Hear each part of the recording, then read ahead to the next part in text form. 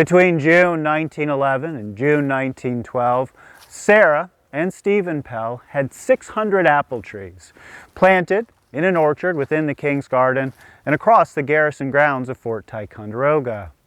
There, 3 orders of 200 trees came from H&B Van Dusen, Knight and Bostwick, and Rice Brothers.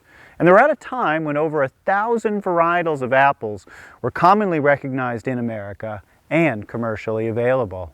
Today we steward the 100-year-old survivors of this orchard, an orchard which includes some of the old varietals from colonial America. For the New Englanders marching to Ticonderoga, the Roxbury Russet, with its greenish-brown, leathery exterior and tart flavor, would have been familiar. The Fameuse, or snow apple, was popular in French Canada. Habitants planted these hardy trees with small green and red apples up Lake Champlain to Crown Point before the British captured this strait in 1759. As the Northern Continental Army pressed down Lake Champlain and the Richelieu River, they too enjoyed this fresh fruit. Private John Fassett of the Regiment of Green Mountain Boys noted this in his journal as he blocked communication between Montreal and the Richelieu River on October 13, 1775. Was called up at 4 o'clock in the morning by the beat of the drum, but no enemy came upon us all this time. I had no stomach to eat. I bought as many apples as I could eat, some 3 and some 4 for a copper. I had 1 apple pie, and that tasted good.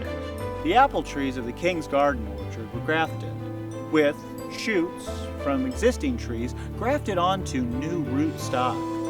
In this way, grafted through generations, these trees are a real living connection back to the colonial past.